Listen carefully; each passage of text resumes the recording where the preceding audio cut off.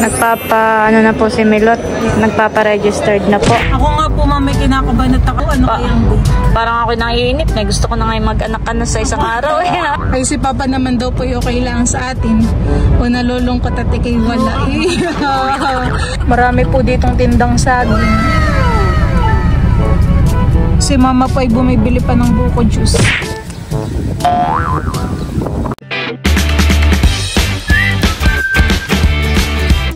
What's up mga kamilot? Welcome back sa aking channel. So for today's vlog po ay paluwas po kami ngayon ng Tagaytay. Bali kasama ko po sila Tito Tarashoot at bali kasama ko rin po si Mama. Bali si Kim, si Idro at saka po si Papa ay susunod na lang po doon. Gawa ng si Kim at saka po si Idro ay may exam pa. Tatapusin po muna nila yung exam. At kami po ay hanggang katapusan na po ng March doon. Hanggang sa makapanganak na po ako. Bali kabuwanan ko na po ngayon. Malapit na pong lumabas si baby. Bali doon na rin po kami mag-Holy Week at magbe-birthday po si Idro. Baka makasabay pa ni Idro.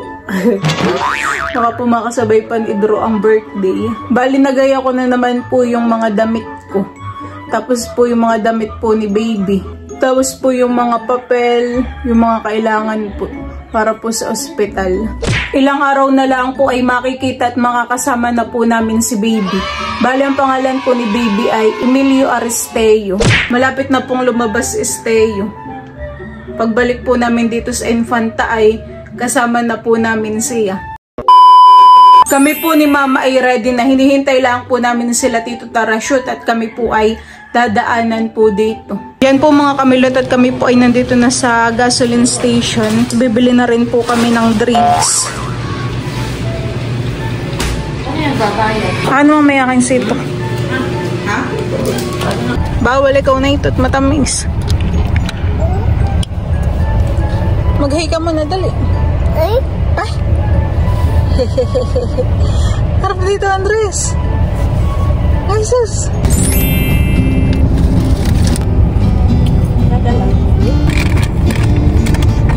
Kami po ay nag-stop over muna dito dito po sa Raskis Kainan. At kami po ay maglulugaw muna nila Mama. Masarap po dito yung lugaw.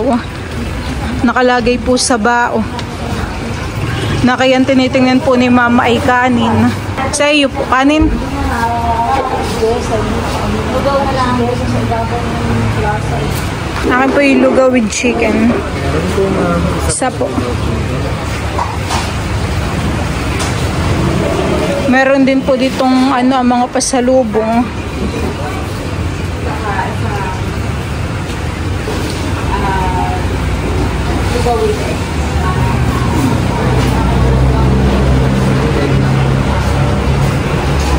Ano sa iyo, Mama?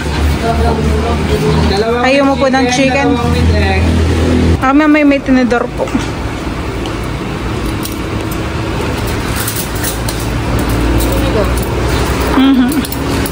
Mabilis po ni Ma'am.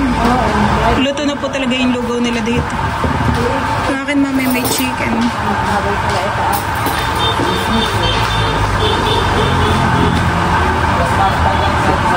Chicken po ito na lang. Sige po.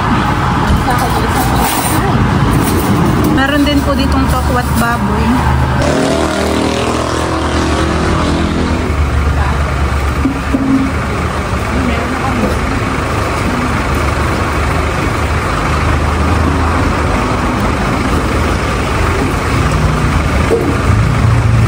Si Tito Tarashoot naman po ang kakain ng lugaw.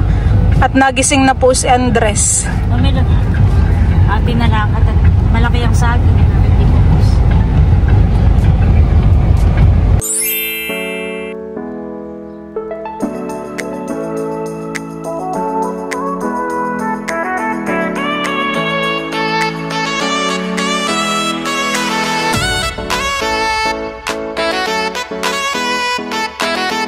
Kami po ngayon ay magda-drive-thru dito po sa Jollibee. Sa akin ay C3. Kami po ni Mama.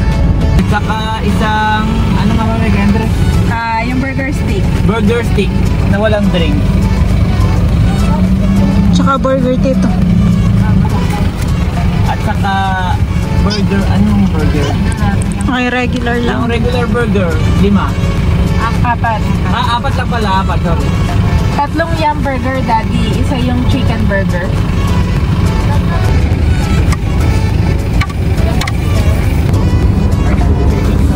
Okay. Diyan po mga kamilot at kami po ay nandito na sa bahay po nila Tito. Andres, kain na tayo. Kaya na mo, mami. Andres, pahingin ng kanin, ha? Hindi naman niya ubos yun. Hati tayo, Andres, ha? Kami po ni Mama ay kumakain na. Kain po. Wala po palang rice yung anohan eh. Nanghingi ako pa. Akala ko naman po alam mo. Hindi ko alam. Hindi ko napansin. Akala ko pa yung cravings mo lang talaga yung chicken at spaghetti. Hindi ko napansin na wala nga palang rice. Bali yan po mga kamilot at kami po ni Ma'am ay nandito sa Tagaytay Medical Center. Kami po ay magpapa-check up. Ako po ay magpapa-check up. Bali ako naman po ay naka-schedule na. Hilo pa sa biyahe, ay nahihilo. Kami po ay sa 3rd floor. Mabilis lang naman po Mama. Wala pong pilit gawa ng napakarami po ditong Na po si Milot. Nagpapa-registered na po. Andito na po kami sa 3rd floor. Si Milot naman po ay naka-schedule na dito. Nagpapa-registered na lang po siya. Ay, binibipihan po pala siya. Kukain yung kanyang BP, yung timbang. Yung BP ay normal naman. Opo, 120/80.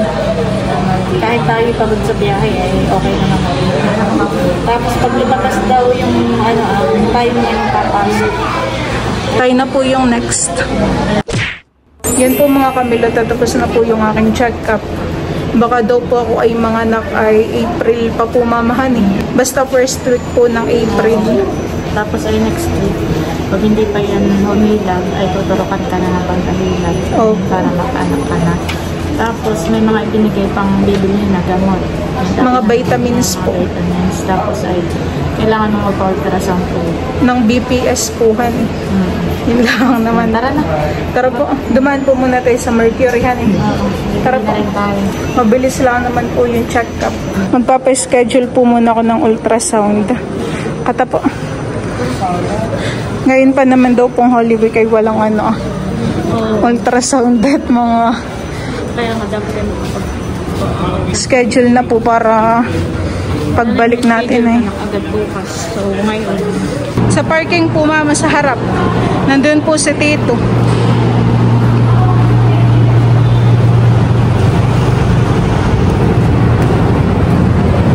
Bayo na po yung sasakyan ni Tito Bali ako po ay nandito na ulit sa sasakyan. Ako po ay nakabili na ng vitamins. Nandito na tayo Milot sa Tagaytay Wet Market. At ang Tito, ay pinapamalengke ko na lang ako. Hindi na sumamak, nahihilo-hilo ko. Pang ulam-ulam po natin, honey. Ulam natin. Sige siya na yung bahalang mamili. Ay si Papa naman daw po yung kailangan sa atin. O nalulungkot at ikay wala. Wala na may sinakaroon na dito. Tinatapos lang yung exam ni Kim at saka ni Idro. Bali 2 days po yung exam ni Kim at saka po ni Idrohan ngayon at bukas po. Pero sila po ay babiyahe pa ay sa kinabukasan. Gawa ng kapag po tanghali na ay baka sila ay gabihin na Bali na, kailangan natin nandito. Ang bilin ko'y bumili ng bangus. Bangus na naman. Bangus, parang masarap yung sinigang naman. Sinigang po na bangus. Kapag sila Papa naman po ay nandito na sa Tagaytay, ay ang tao po sa Fish Panda ay sila Tito Baron, honey. Saka yung mga anak. Gawa na ngayon po ay walang pasok at Holy Week. Naikwento baga natin, Milot, kanina sa vlog na ang balik mo ulit, gawa ng sa mga susunod na araw ay Holy Week ay walang doktor. Ay parang may check-up ka ulit sa April 1. Opo, Monday. Sa Monday. Tapos ay ngayong Miyerkules ay may ultrasound po. Pero yun ay ibabalik natin sa kanya ay sa April 1 pa. Tapos ay April 1 ay kapag ka hindi pa rin ikaw ay sasabihin ko kay Oh, sinabi rin naman po yun ni Doc Han eh. Gawa ng delikado kapag halimbawa na overdue o kaya ang baby ay halimbawa dumumi sa tiyan, pwede kang ma-infection, malaso, maraming problema. Kaya April 1, pagbalik natin at hindi pa, sasabihin ko ito, kanta na ng ano. Pahilab po. Sinabi rin na hanggang next week. akala ko nga po yung mga anak na ngayong anak. Last week po. Pero parang ayaw ko din gawa ng Holy Week ay baka mamaya walang mga doktor. Hindi, meron po yun. Kapag po emergency na kay mga anak ay meron po yun, mama. Pakita mo dito. Dito po ipadating na bayan na po ah. Parang gusto ko yung prutas. Ang gusto mo prutas? Saging. Kahit ano po. Yung mga karni pala nga isda. Oh, nakalimutan kong bumili ka ng ng saging na panlaga. Ako nga po, ma'am, may kinakabahan at akala ko po yung ngayong ilang araw na lang puhan eh. Ayun pala yung sa April pa po. First week po ng April. Ano kayang date? Parang ako naiinip na. Gusto ko na ngayon mag-anak ka na sa isang araw. Basta pagka nararamdaman mong parang may iba ng sakit. Tayo yun. Kapag po nahilab na mag-aano na agad tayo kay Doc. At isang tawag lang naman sa kanya, siya nakaredy rin lang. Mamaya po pagdating natin sa subdivision, dun po sa bahay nila Tito.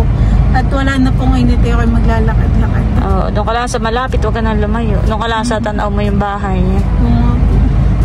Oo, tsaka, ay sa bagay, wala man doon mga asot, mga nakatulong. Mga nakatalihan eh.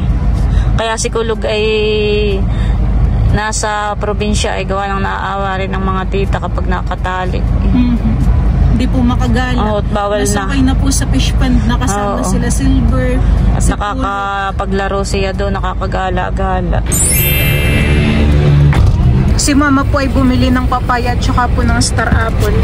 Marami po ditong tindang saging. Si mama po ay bumibili pa ng buko juice. Nakilaki ng plastic. Hindi pang palamig at nakipang Sharon. Nakipang Sharon naman. Baba, ay mamaya makainin. Okay, baka na pati kahit bukas na. Saka ito nanitan, baka nalitan natin. May kasama po mamang bukuhan eh. Okay, lagay. May isang dito. Ngayon naman po ay naglalakad-lakad ako dito sa subdivision. Dito po sa Santras, Verona. Ito po ay pangalawang balik ko na. Hanggang dun po sa dulo ako naglalakad. Para po talagang tagtag. Matagtag po ako. Tapos pabalik po ulit ako. Whew!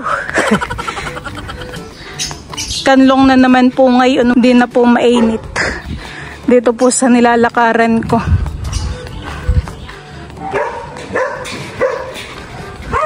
Binabatok nga lang po ako ng mga aso. Pero yun naman po yung mga nakatali.